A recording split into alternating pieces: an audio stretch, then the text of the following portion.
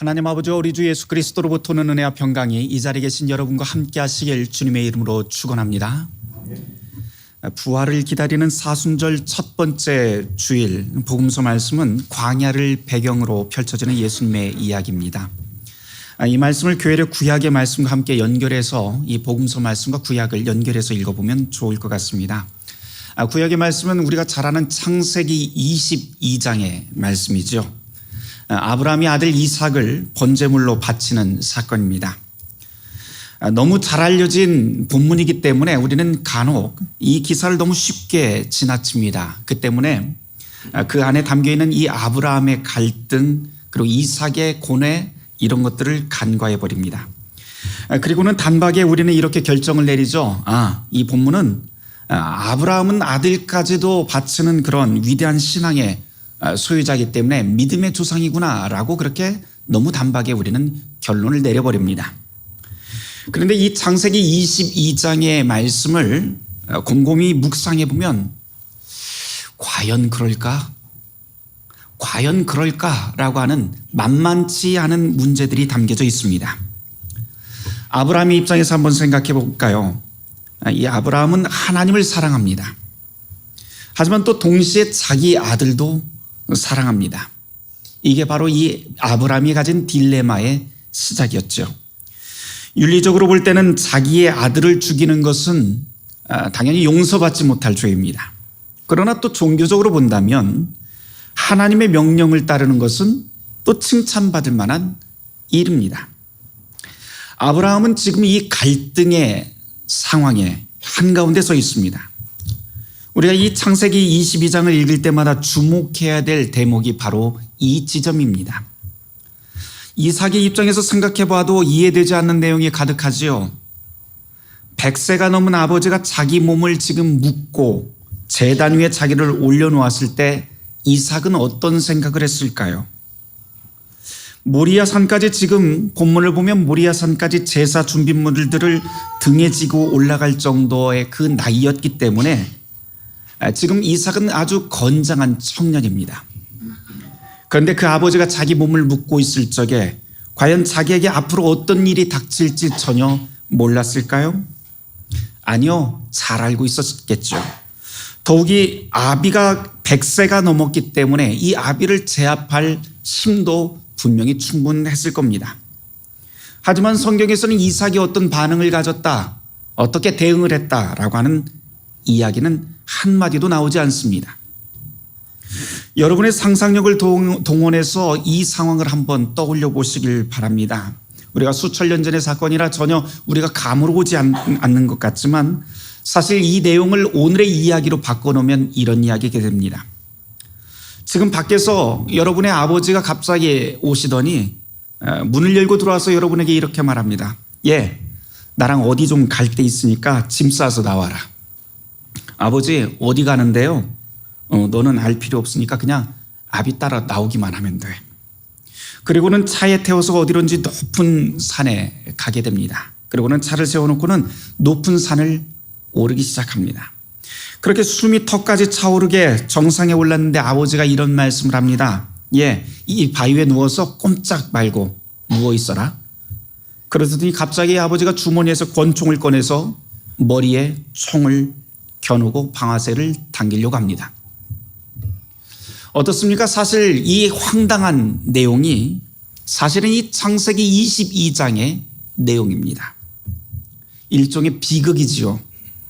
가족이 가족을 살해하려고 하는 이 사건, 사실 이 창세기 22장에 걸쳐 있는 이 내용은 동서고금을 막론하고서라도 어떤 식으로도 아름답게 장식될 수 없는 이야기가 창세기 22장의 내용입니다. 그렇다면 왜 성경은 이런 사건을, 이 무지막지한 사건을 기록하고 있고 게다가 이런 엄청난 일을 벌인 아브라함을 믿음의 조상이라고 하는 명예로운 호칭까지 부르고 있는 것일까요? 많은 분들이 이 본문을 해석하면서 아브라함은 자기의 가장 소중한 아들까지도 내어놓았기 때문에 순종의 신앙을 가지고 있었다. 그러니 이는 믿음의 본이 되는 것이고 우리 역시 이런 순종을 해야 된다라고 가르칩니다. 여러분은 어떻습니까? 물론 순종이 제사보다 값진 것은 진리입니다. 하지만 자기 가족을 죽이라고 하는 존속살인 명령까지 순종하는 것이라면 저는 솔직히 그런 신앙 두렵습니다. 과연 성경은 우리에게 그런 열광주의적인 신앙을 요구하는 것일까요? 저는 이 본문을 묵상하면서 아브라함과 이삭이 처한 이 수수께끼 같은 상황을 거듭해서 머릿속에 떠올려 보았습니다. 유대인들 역시 이 사건을 굉장히 중요한, 성경의 가장 중요한 사건 중에 하나로 꼽습니다. 이 창세기 22장 사건을 유대인들은 아케다 사건이라고 그렇게 부르곤 합니다. 이 아케다라고 하는 뜻은요, 묶는다라고 하는 뜻인데, 이 성경에 보면 이삭을 결박했다라고 하는 내용에서 유래했습니다. 아버지가 아들을 죽이기 위해서 결박하는 일, 비정상적인 일입니다.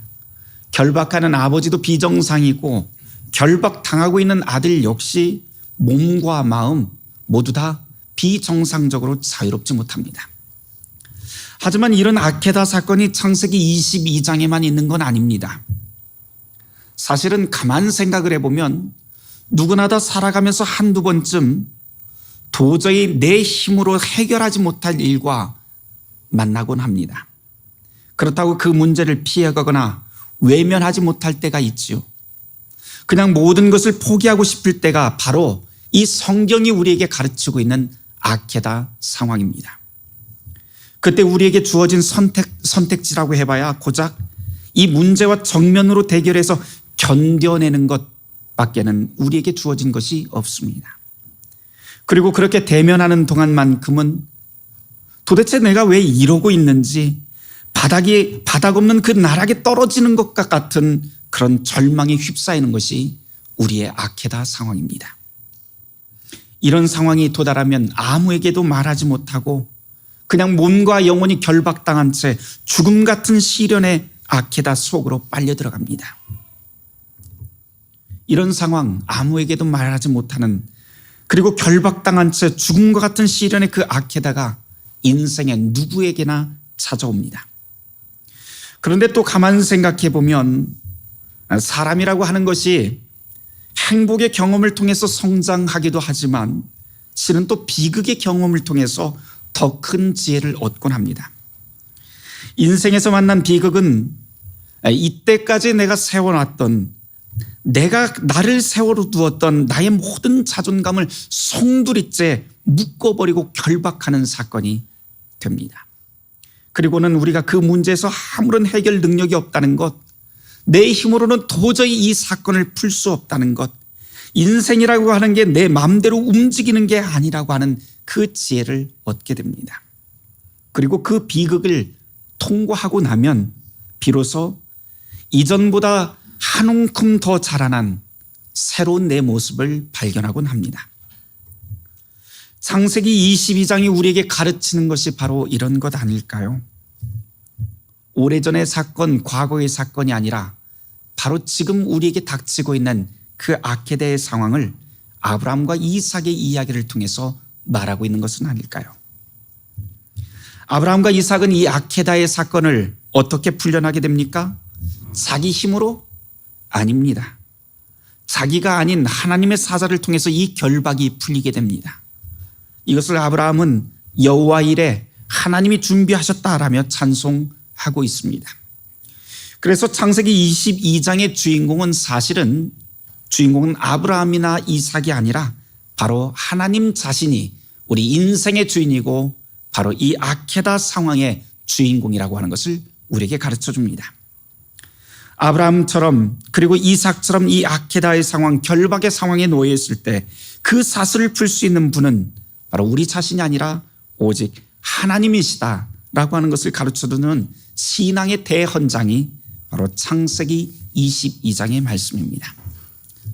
이 사건의 깨달음은 아브라함과 이삭에게서 끝나지 않습니다. 이스라엘 역사에서 거듭해서 반복되지요. 애굽의 노예들에게 아케다의 아픔과 깨달음이 있었습니다. 출애굽한 히브리 노예들이 광야 40년이라고 하는 이 사맥의 여정은 바로 이 아케다의 아픔처럼 비극의 여정이었죠. 하지만 그 40년 광야 생활을 통해서 하나님이 바로 우리들 곁에 계신다라고 하는 것을 깨닫게 됩니다. 그리고 그 척박한 광야, 절망의 상황 한가운데라 할지라도 하나님이 함께 하시면 우리에게 소망이 있다라고 하는 것을 성경은 거듭해서 우리에게 가르쳐 줍니다. 오늘 이 구약의 이 메시지는 바로 오늘 우리가 함께 읽은 복음서 말씀으로 연결됩니다. 사순절 첫째 주일 복음서 본문은 마가복음 1장 9절에서부터 15절 말씀입니다. 여기에는 예수님의 세례, 그리고 광야의 시험, 그리고 첫 번째 예수님의 설교라고 하는 서로 다른 세 가지 주제가 연이어서 이어지고 있습니다. 이 세 가지 이야기는 각기 따로따로 다른 주제인 것 같지만 실은 하나님 나라라고 하는 동일한 주제가 관통하고 있는데 모두 다 광야라고 하는 것을 배경으로 펼쳐집니다. 특별히 예수님이 사탄에게 시험받으신 오늘 이 광야의 사건을 다른 복음서와 함께 비교해서 읽어봄직합니다. 특이한 점은요, 마태복음과 누가복음 모두에 다 이 광야의 시험 사건이 다 나옵니다. 마태복음 4장 1절에서부터 11절, 누가복음 4장 1절에서 13절을 여러분들이 비교해서 읽어보시면 예수님이 광야에서 시험 받으실 적에 그 시험이 어떤 것이었는지 그 시험의 종류가 아주 자세하게 나오고 있습니다. 그리고 그 시험을 어떻게 이겼는지 그 이기는 방법에 대해서도 아주 자세하게 설명이 되고 있습니다. 그런데 유독 우리가 오늘 읽은 이 마가복음만큼은 시험을 받긴 받았는데 그 내용이 무엇인지 어떻게 이겼는지 그런 그 자세한 설명, 그런 언급이 없다는 것이 무척 특이합니다. 오늘 복음서에서는 그저 사탄에게 유혹받았고 들짐승과 함께 있었고 천사들이 수종들었다라고 하는 그 언급만이 나옵니다. 가만 보면 이 마가복음서 기자는 지금 모든 야생동물들과 맹수들과 함께 공존하던 그 천국을 척박한 광야 40일과 일치시키는 것 같습니다. 맹수들과 함께 살아갈 수 있는 그 장소, 그것이 바로 천국이다라고 하는 것. 이것은 사실 다른 복음서에서는 전혀 찾아볼 수 없는 아주 독특한 사상입니다. 그 때문에 이 구문은, 이 짧은 이 두 절은 마가복음이 우리에게 전하고 있는 아주 특별한 천국에 대한, 하나님 나라에 대한 표상이라고 할 수 있을 것 같습니다. 유대인들 생각으로 한번 돌려볼까요? 유대인들 생각에 광야에 지금 들짐승들과 예수님이 함께 있었다라고 하고 있는 이 짧은 구절, 이 짧은 구절은 아주 특별한 비유가 됩니다. 왜냐하면 이것은 들짐승들과 사람이 함께 공존했다라고 하는 것은 사람이 범죄하기 전 에덴 동산을 상기시키는 말이기도 하고 동시에 새하늘과 새 땅이 도래하는 종말의 때를 가리키는 사건이기 때문입니다. 여러분들 구약성경에서 오늘 읽지는 않았지만 이사야 11장을 한번 여러분들 좀 펼쳐보시길 바랍니다. 이사야 11장의 말씀입니다.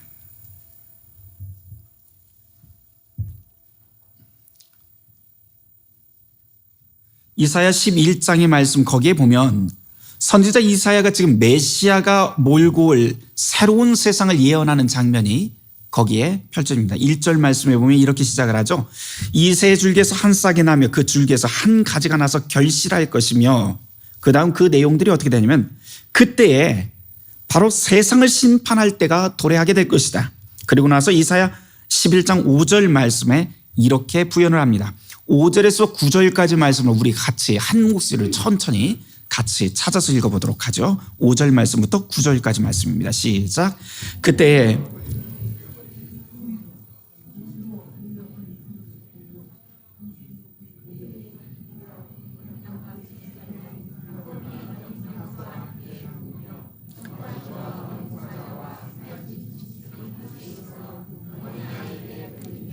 암소와 곰이 함께 먹으며 그들의 새끼가 함께 엎드리며 사자가 소처럼 풀을 먹을 것이며 젖 먹는 아이가 독사의 구멍에서 장난하며 젖된 어린아이가 독사의 굴에 손을 넣을 것이라.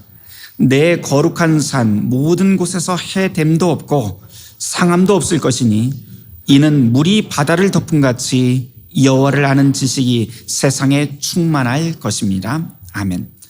메시아가 도래할, 이 이사야 선지자가 지금 메시아가 도래할 그 하나님의 나라는 이런 것이다 라고 하면서 노래하는 장면입니다. 여기에 보면은 모든 동물들과 함께 어울려서 살아가는 장수가 등장을 하죠. 뭐 사자와 함께 뛰어놀기도 하고 독사굴에 아이가 손을 집어넣어도 해를 받지 않는, 해를 당하지 않는 그런 곳, 그것이 바로 메시아가 도래할 그 땅이다라고 우리에게 가르쳐 줍니다. 그런데 상식적으로 생각하면 우리가 마가복음에 나와 있는 이 광야라고 하는 이미지와 천국이라고 하는, 메시아가 도래할 그 땅이라고 하는 이 천국, 하나님의 나라와는 전혀 다른 것 같습니다. 그런데도 불구하고 마가복음서 기자는 예수님의 이 광야 40일 사건을 들려주면서 광야와 에덴 동산, 그리고 광야가 변해서 새하늘과 새 땅이 될 것이라고, 그리고 그렇게 선언합니다. 이렇게 마가복음서 기자가 자신 있게 광야를 에덴 동산이라고 선언하고 메시아가 도래할 천국이라고 선언할 수 있는 이유가 무엇일까요? 그것은 오직 한 가지밖에 없습니다. 그것은 바로 하나님의 아들이 광야 한가운데 등장했기 때문이다 라고 하는 겁니다. 마가에 의하면, 복음서에 의하면 하나님의 아들 예수가 계신 곳이 바로 하나님의 나라요 새하늘과 새 땅이 됩니다. 이것이 바로 마가의 믿음이었지요. 이 믿음은 단순히 책상머리에서 나온 게 아닙니다. 마가복음이 쓰여진 당시 서기 70년경이 어떤 시대였습니까? 로마의 엄청난 박해 속에 있던 그리스도인들에게 당시 상황은 말 그대로 그 어떤 소망도 품을 수 없었던 절망의 때입니다. 그야말로 처절한 광야의 삶이 연속적으로 이어지던 때이고 모든 것이 묶여 있어서 자유롭지 못했던 아케다의 상황이 바로 마가복음이 쓰여지던 그 시기입니다. 그런 상황 한가운데서 마가복음서 기자는 이 복음서를 써내려가면서 이렇게 당당히 선언합니다. 로마의 황제가 아니라 예수가 바로 하나님의 아들이다. 황제의 승전보가 아니라 그리스도의 승리가 바로 기쁜 소식이라고 전합니다. 그 때문에 로마의 압제와 고난이라고는 광야 같은 터널을 지나고 있더라도 희망을 가지라고 하는 것이죠. 죽음을 부활로 바꾸는 그리스도가 계신 곳이라면 그곳은 언제나 들짐승과 야수들과도 함께 평화를 뛰놀 수 있는 하나님의 나라가 될 것이고 새하늘과 새 땅이 될 것이라고 하는 겁니다. 복음서 기자가 당시 시련 가운데 있던 그리스도인 공동체에 전한 메시지가 2000년 전의 메시지가 아니라 바로 오늘 우리에게도 유효합니다. 우리의 믿음의 근거는 그리스도 예수입니다. 아픔과 고난의 시대를 인내하고 이겨낼 수 있는 그 근거도 역시 그리스도 예수입니다. 이 짧고 굵은 메시지가 사순절 첫 번째 주일 성서 말씀 속에 묻어납니다. 사랑하는 성도 여러분, 하나님의 아들 예수 그리스도가 바로 우리가 기댈 믿음과 소망의 근거가 됩니다. 우린 모두 다 아케다 같이 이해할 수 없는 시련을 만날 수 있습니다. 옴짝달싹하지 못할 그 시기를 시련을 만날 수도 있습니다. 아버지가 아들의 허연 목을 바라보면서 칼을 들고 서 있어야만 하는 그런 이해하지 못할 장면 한가운데 우리가 내몰릴 수도 있습니다. 그런 아케다의 광야의 맹수 우리 한가운데 던져졌을 때 우리는 당혹감에 빠지게 됩니다. 그러나 오늘 서신서인 야고보서 기자는 이렇게 권면합니다. 야고보서 1장 12절 말씀입니다. 시험을 참는 자는 복이 있나니 이는 시련을 견디어낸 자가 주께서 자기를 사랑하는 자들에게 약속하신 생명의 면류관을 얻을 것이기 때문이라. 사랑하는 성도 여러분, 사순절 첫째 주일 우리에게 들리는 복음의 말씀을 들어보시길 바랍니다. 그리스도가 계신 곳이라면 광야도 천국이 되고 맹수도 함께 평화를 공존할 수 있게 된다고 오늘 복음서 말씀은 우리에게 선언하고 있습니다. 우리를 사로잡고 있는 아케다의 결박을 그리스도 예수께서 풀고 정의와 평화와 생명 가득한 새하늘과 새 땅으로 저와 여러분을 인도하실 것입니다. 모든 지각에 뛰어난 하나님의 평강이 그리스도 예수 안에서 너의 마음과 생각을 지키시리라. 아멘.